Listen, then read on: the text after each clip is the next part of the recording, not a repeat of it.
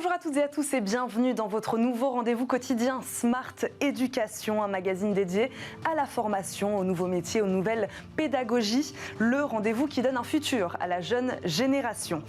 Une école qui garantit l'emploi, ça existe, ça ne date pas d'hier. Des filières qui font le plein malgré des perspectives d'emploi très incertaines. D'autres qui tentent de leur côté en vain d'attirer les jeunes. Comment être sûr aujourd'hui en entamant des études qu'un emploi nous attendra à la sortie? Réponse avec nos deux invités qui font tous les deux dans leur école cette promesse. Ils nous diront pourquoi et comment. Arthur Martel, directeur du campus de MBWay Lyon, est avec nous. Bonjour. Bonjour. Bienvenue sur le plateau de Smart Éducation. Merci. Marie Taquet, fondatrice d'Iconoclast, est également avec nous. Bonjour. Bonjour Eva. Bonjour à tous les deux. Marie Taquet, des filières sans débouchés, d'autres en pénurie de candidats. Comment expliquer ce décalage ? Alors, je pense qu'il y a un énorme décalage entre ce dont rêvent les jeunes au lycée et ce dont, du coup, les écoles pensent qu'elles doivent leur enseigner, quel genre de sujet, quel genre de matière elles doivent leur enseigner. Alors qu'en fait, aujourd'hui, il y a plein de nouveaux métiers qui se créent même tous les jours et qui n'existent pas encore, d'ailleurs, pour la plupart. Peut-être même pas encore, exactement.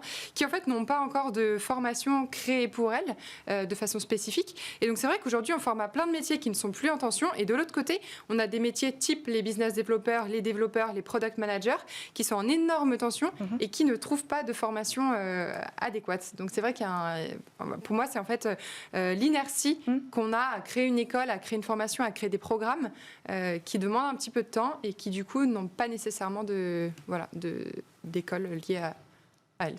Arthur Martel, vous êtes d'accord avec ce constat? Il y a une inertie. C'est vrai qu'il est difficile aujourd'hui d'expliquer comment ou pourquoi on envoie des jeunes vers des filières bouchées, comme on dit, alors que plein de secteurs sont en pénurie de candidats, véritablement. Alors aujourd'hui, nous on le voit au sein de MBWay, avant de lancer une formation, en fait, on interroge les entreprises, les professionnels, pour évidemment proposer un cursus de formation qui va trouver preneur aussi d'un point de vue employabilité à l'issue de la formation pour les étudiants. En général, on interroge les professionnels sur leur projection à 3 à 5 ans sur les recrutements d'un point de vue quantitatif, mais également, vous en parliez tout à l'heure, sur les nouveaux métiers et comment on adapte les programmes.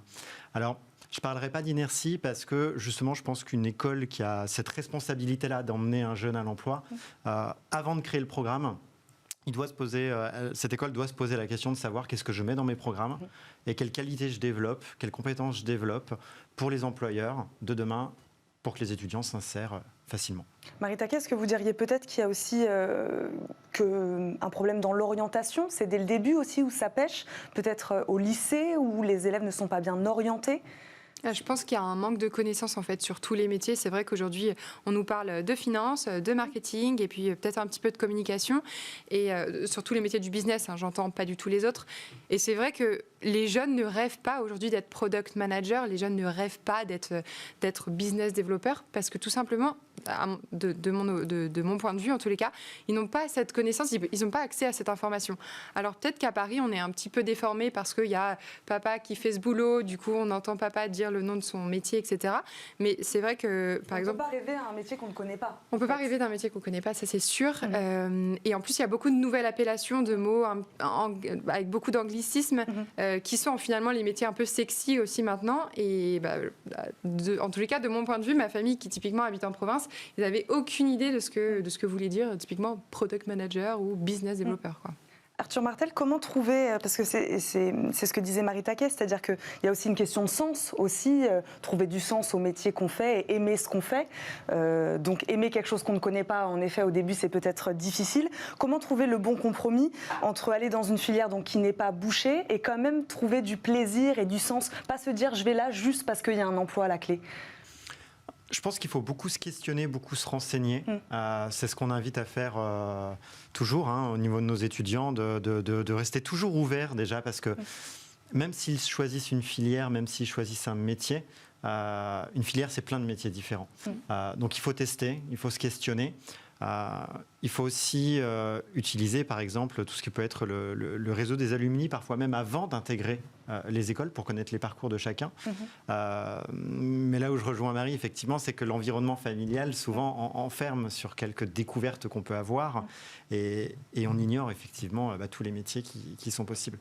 Mais tester, et tester par l'entreprise, souvent même plus que testé par la formation, par des stages, par de l'alternance, c'est un bon moyen de savoir effectivement si on est fait pour cette voie-là ou pas. C'est ça, vous me faites une bonne transition. On va rentrer un peu dans le détail de ce que vous faites dans vos écoles respectives. Marie Taquet d'abord peut-être. Sur quel type de formation misez-vous? Sur quelque chose de très pratique, sur de l'alternance, comme disait Arthur Martel? Peut-être en effet il faut cette expérience entreprise. Alors moi, je crois beaucoup à des études très courtes tout au long de sa vie, puisque comme on le disait, les métiers changent beaucoup, les outils changent beaucoup. Et donc pour moi, le métier qui est avec tel outil, telle technique aujourd'hui n'est pas forcément le métier qui aura dans 10 ans sur ces mêmes thématiques. Donc déjà, nous, on part du principe que les études courtes, c'est forcément plus efficace et plus facile de se motiver aussi pour y rester à fond 4 mois par exemple. Donc nous, Iconoclast, c'est une école en 4 mois qui forme uniquement au métier du business développement. Donc il y a un gros focus.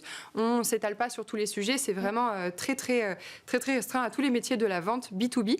Et le principe, c'est que 80% du temps, les élèves pratiquent. Donc il n'y a pas encore d'alternance, etc. Néanmoins, ils apprennent vraiment à vendre tous les après-midi, et voire un petit peu le matin de temps en temps. Ils apprennent à vendre aussi bien des services que des produits. Tous les matins, vous avez un directeur commercial qui vient les voir, qui leur explique une technique, une façon de vendre à un restaurateur, à un médecin, à un directeur marketing. Et l'après-midi, on vend le produit que le directeur commercial a proposé. Donc c'est vraiment quelque chose de super pratique avec des intervenants qui sont uniquement des professionnels, donc qui transmettent des méthodes qui sont actuelles avec des outils également actuels. Donc ça fait qu'à la fin des 4 mois, ils sont prêts. Ce sont des business développeurs juniors qui ont déjà commencé à pratiquer et nous c'est la technique qu'on a trouvée pour les intégrer au mieux au marché du travail juste après. Pourquoi ce métier et pas un autre business développeur? Métier en énorme tension, il en manque 200 000 en France et c'est un problème qui est d'ailleurs international. Donc voilà, et je trouve un métier qui mériterait d'avoir le blason un petit peu redoré, puisqu'il ne connaît pas le chômage et il est super bien rémunéré à partir du moment où vous travaillez un petit peu, quoi. On va peut-être parler de l'attractivité en effet de ces filières un peu méconnues. Même question Arthur Martel, je me permets évidemment. Sur quel type de formation misez-vous? Il y a aussi, je crois, beaucoup de pratique. Vous misez beaucoup sur la pratique. Alors MBWay, c'est une école de management qui est spécialisée sur les MBA et qui fait partie du groupe EduService, qui est le leader aujourd'hui de la formation en France sur tout ce qui est apprentissage. Donc clairement, notre credo, mais je dirais même notre combat, nous aujourd'hui, c'est combattre le chômage des jeunes par l'apprentissage, leur donner de l'expérience. Donc sur MBWay, en termes de formation, on est sur du MBA en ressources humaines, en business développement, effectivement, dans le digital, qui sont des métiers très émergents, en finance, en banque. Voilà. Donc des métiers qui, effectivement, aujourd'hui, ne trouvent pas toujours suffisamment preneurs auprès des recruteurs, où il manque des candidats. Donc des filières qu'on développe pour amener les jeunes à ces métiers-là. Pourquoi l'apprentissage de la pratique est-il essentiel selon vous? Alors, on a des étudiants qui sont sur des niveaux Bac plus 4-5, qui, là où je rejoins Marie, effectivement, en termes de formation, des cursus qui peuvent être longs. À un moment donné, l'étudiant, il a envie de travailler, il a envie de pratiquer, d'apprendre un métier, et pas forcément d'écouter la théorie. C'est là où MBWay, on prend notre place, en ayant des intervenants qui sont tous des professionnels, pour parler de leur expérience, des programmes qui sont construits par des professionnels, et puis pour des professionnels, parce que quand on est alternant, on est salarié d'une entreprise, et on a envie de pratiquer, on a envie de faire le parallèle entre ce que je vois en cours et ce que je peux voir du coup en entreprise sur mon métier. Marie Taquet, pour revenir sur ce que vous disiez, vous avez envie de rendre cette filière plus attractive. Comment on fait? Comment on fait? On essaie de sensibiliser les jeunes.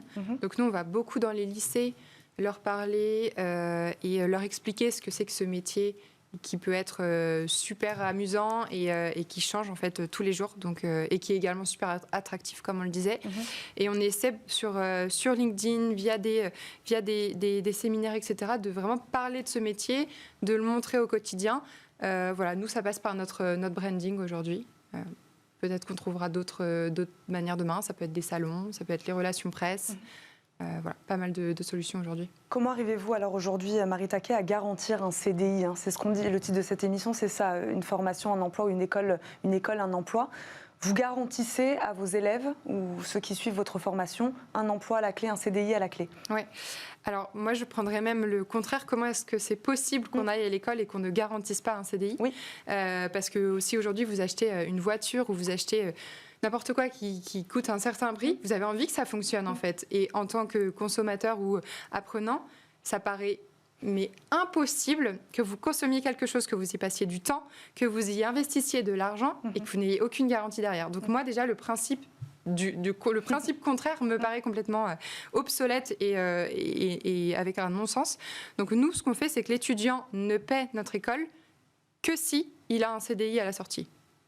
Donc nous, en tant qu'école, ça nous oblige à avoir une qualité de formation qui est excellente et qui est vraiment très, très calquée sur le marché du travail pour vraiment proposer des business développeurs juniors et prêts à être embauchés et prêts à être opérationnels. Et côté élève, ça le rassure. Il sait qu'il va y passer 4 mois, qu'il va y investir 5 000 €. Néanmoins, il aura un travail. Et c'est, normalement, c'est une des raisons premières pour lesquelles on se forme et qu'on va à l'école, quoi. Arthur Martel, vous êtes d'accord avec ça? En fait, c'est l'inverse en fait qui est presque très étonnant. Investir dans une formation où on n'a pas d'emploi en fait à la clé. C'est pour ça qu'on souhaite nous porter le combat de l'apprentissage parce qu'aujourd'hui c'est effectivement la voie royale pour suivre des formations qualitatives, aller jusqu'au bac+5, mais avec des études qui peuvent être gratuites. Et c'est notre combat aujourd'hui. C'est que c'est inimaginable que dans un pays comme la France, aujourd'hui, on ait des étudiants qui, malgré toutes les belles capacités qu'ils peuvent avoir et toute la motivation, ne puissent pas se financer des études pour avancer sur la voie qu'ils ont choisie. Donc nous, aujourd'hui, l'alternance s'est proposée sur tous nos MBA. C'est le modèle qu'on a choisi. Et donc de quelle manière vous travaillez comment vous garantissez vous aussi un emploi à la clé? De quelle manière travaillez-vous avec les entreprises, peut-être des entreprises partenaires qui s'engagent en effet à prendre en alternance vos élèves et puis qui derrière leur offrent un emploi? Comment ça marche? En fait, l'employabilité chez nous, ça commence dès la recherche d'alternance. Parce que alors, l'alternance, ça a le vent en poupe, on en entend beaucoup parler. Sauf qu'aujourd'hui, il y a des difficultés pour trouver une entreprise et faire son alternance. C'est bien de vouloir faire de l'alternance, encore faut-il la trouver. Chez MBWare, on a choisi d'investir sur une fonction, par exemple dans nos organisations, qui est de conseiller en formation. Il y a une centaine de chargés de relations entreprises dont c'est le travail, comme des consultants en recrutement, d'aller trouver l'alternance de l'étudiant. On travaille pour eux, on le fait comme ça. Et c'est là où on leur garantit l'alternance et l'employabilité qui vient.